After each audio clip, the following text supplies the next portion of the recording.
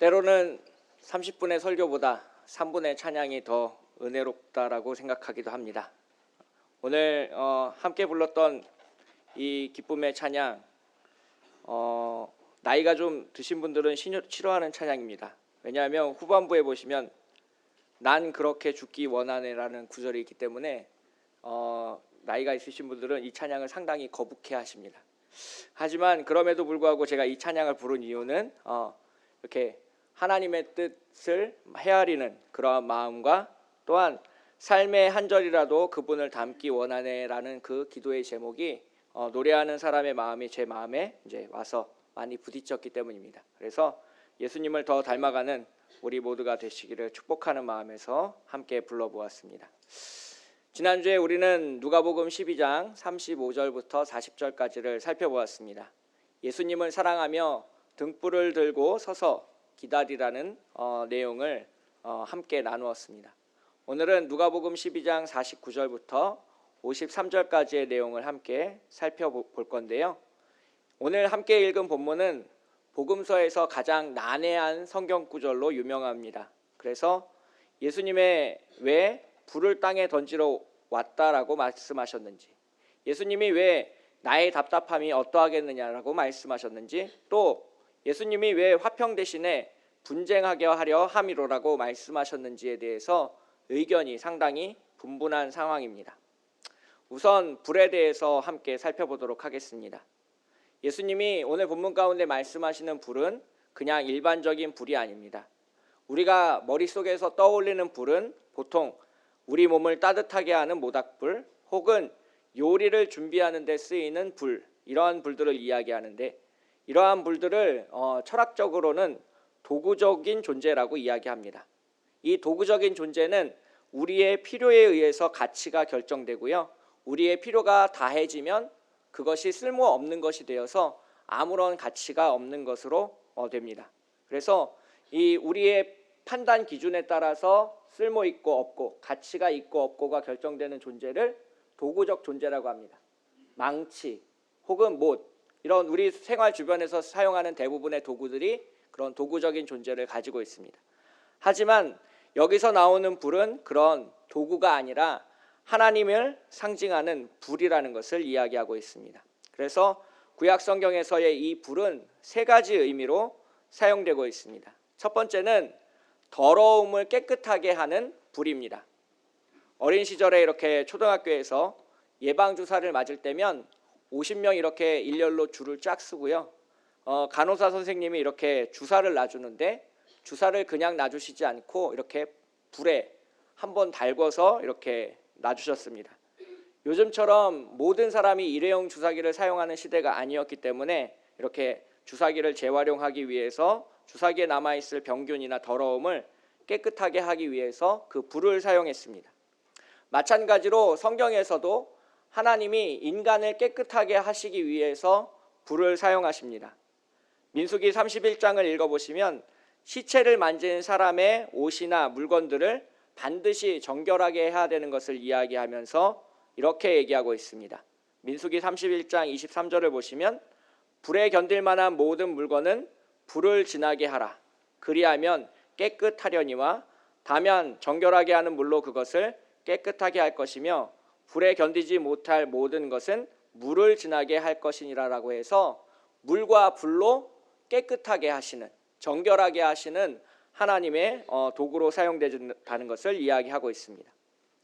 두 번째의 불은 예언자가 전하는 말씀에 능력이 있을 때 그 불이 있다라고 얘기합니다.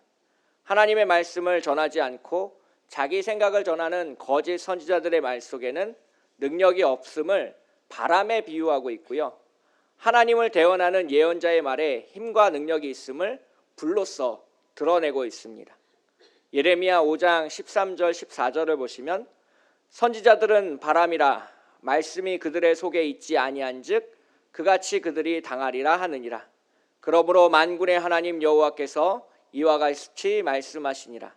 너희가 이 말을 하였은즉 볼지어다 내가 너의 입에 있는 나의 말을 불이 되게 하고 이 백성을 나무가 되게 하여 불사르리라.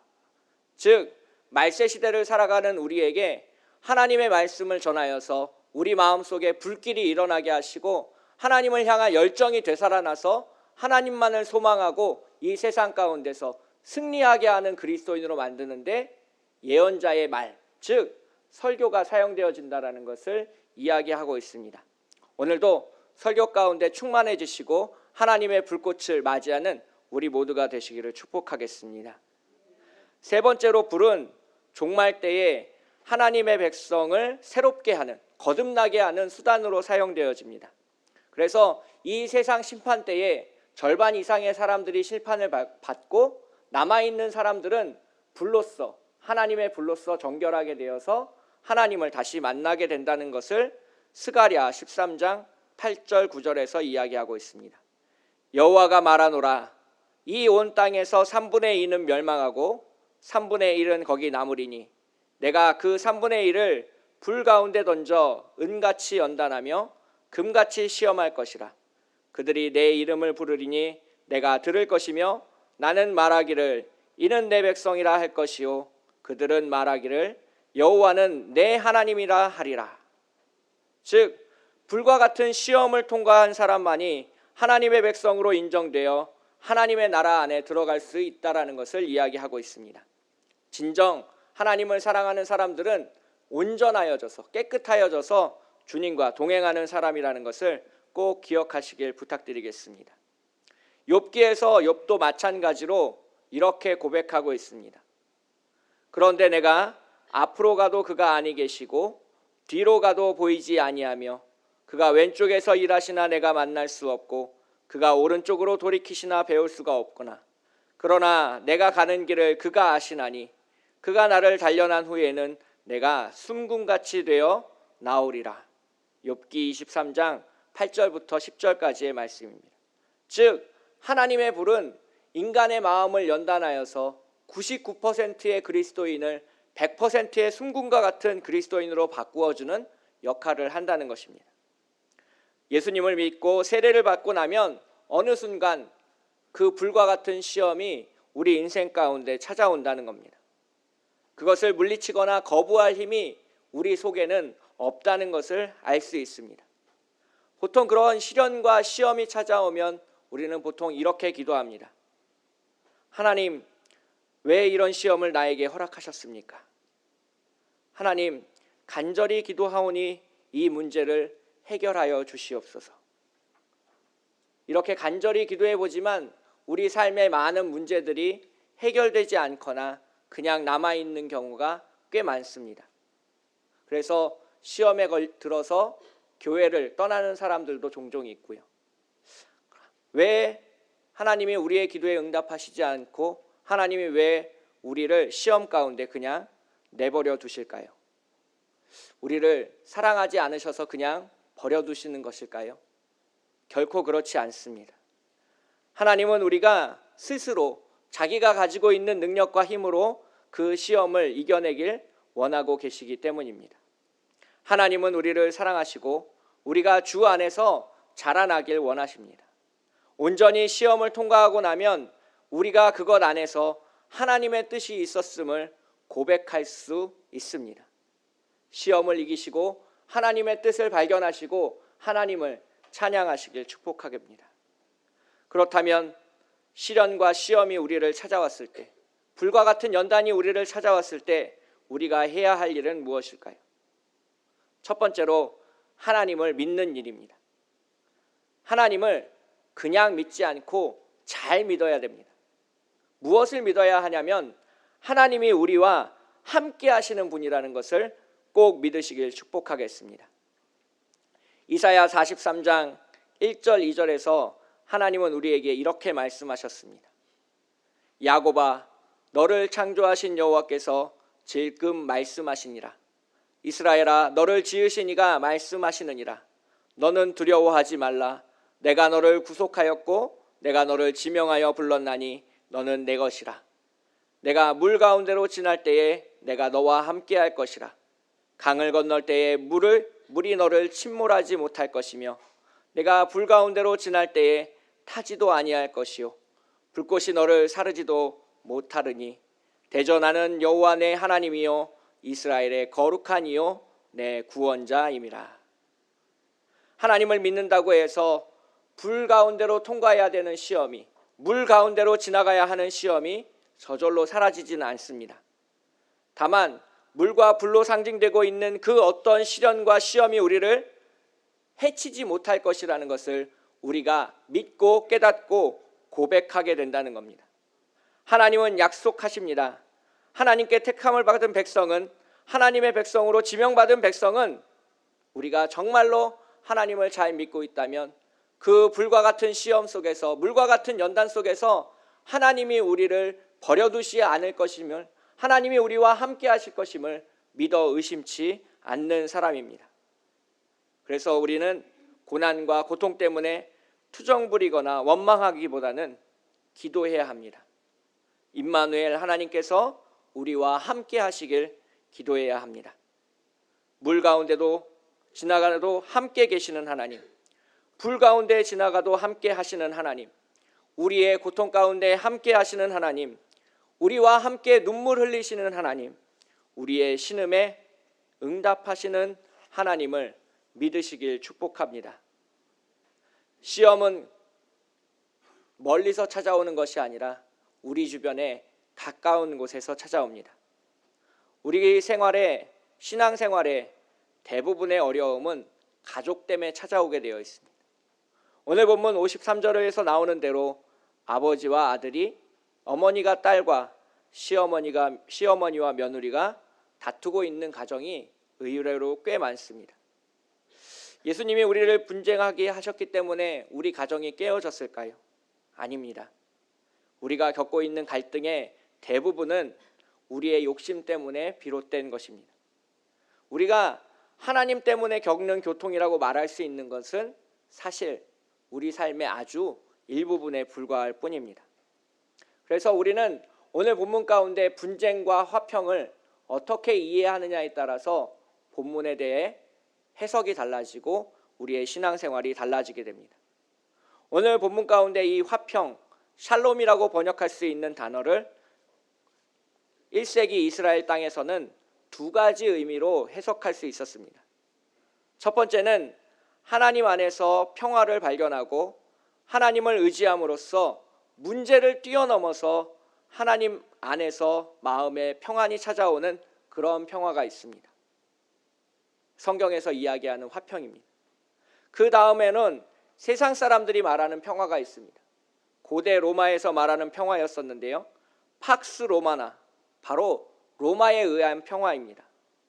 절대 강자가 세상을 지배함으로 세상에 전쟁이 없고 평화스러운 상태를 유지하는 그러한 것을 말합니다. 한때 미국이 팍스 아메리카노를 주장하면서 세계의 경찰을 자청했지만 지금 미국이 보여주는 모습은 그것과는 매우 거리가 있어 보입니다. 그래서 그 하나님의 화평, 하나님이 우리에게 주시는 샬롬을 이렇게 설명해 보려고 합니다. 비가 온 후에 흙탕물을 컵에 받으면 매우 뿌옇습니다. 물이 갈색으로 도저히 마실 수 없는 물이 됩니다.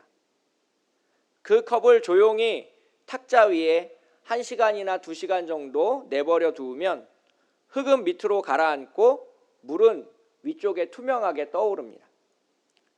그 물이 투명하지만 그 물을 우리가 마실 수는 없습니다. 그 안에 온갖 더러움과 병균들이 있다는 것을 우리가 알기 때문입니다.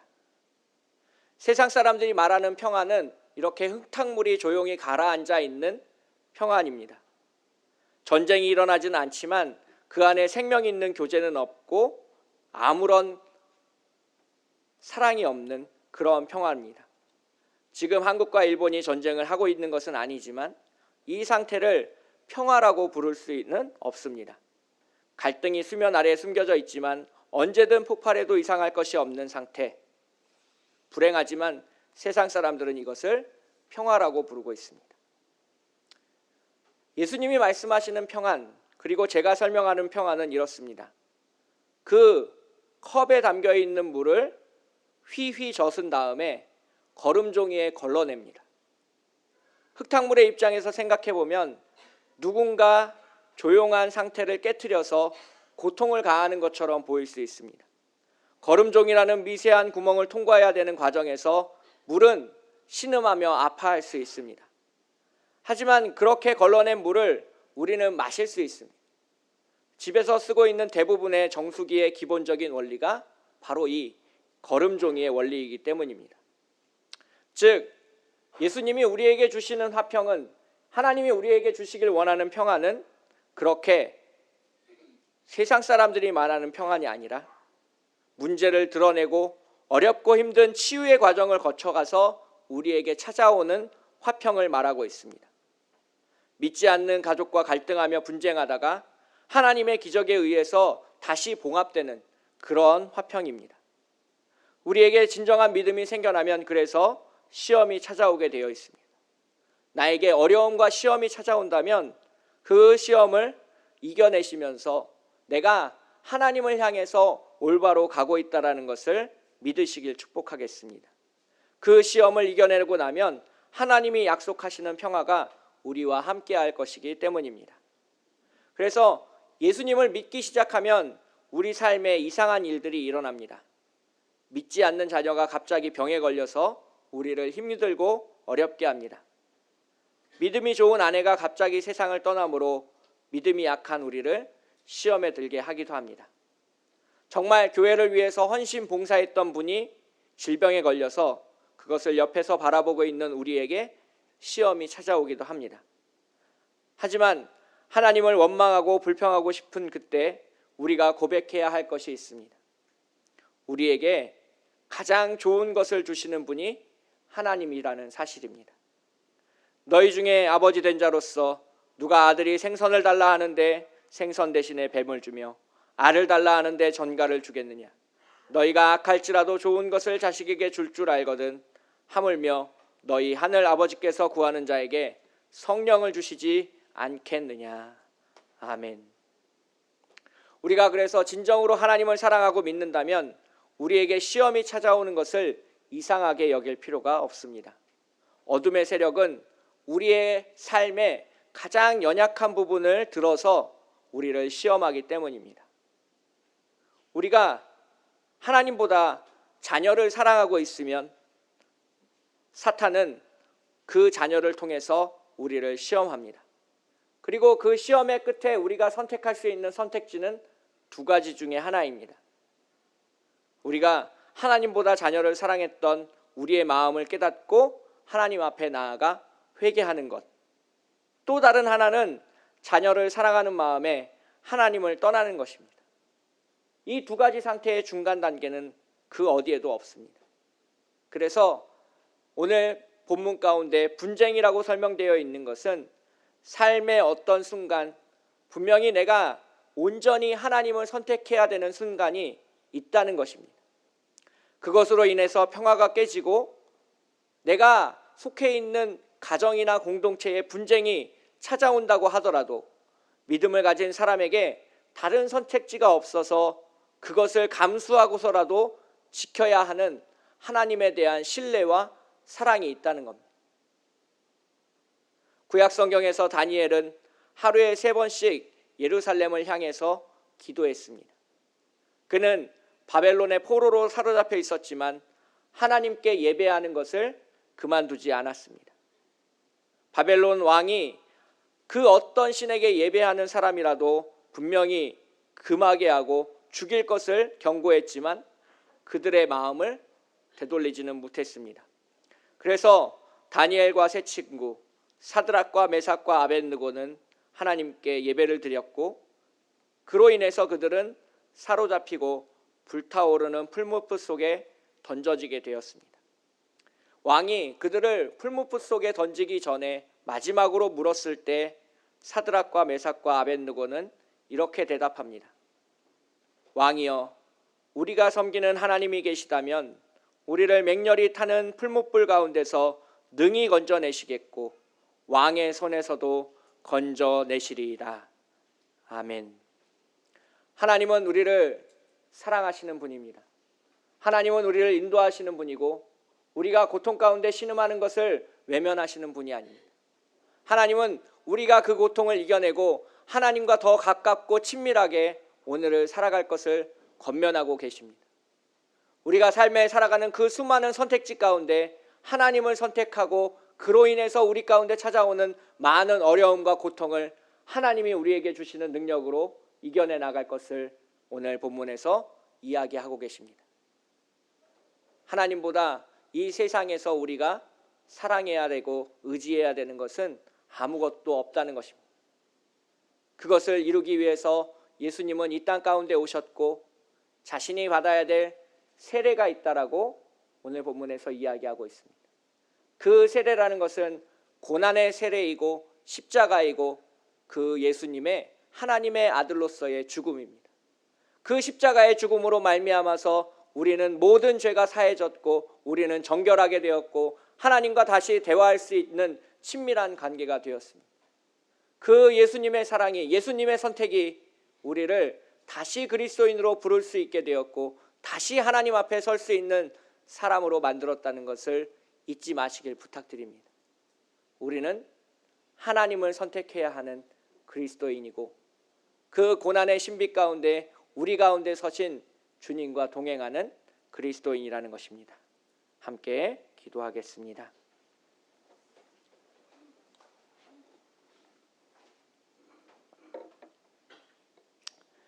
우리 삶의 작은 순간순간마다 하나님을 의지하고 믿고 나아갈 수 있도록 인도하여 주시옵소서.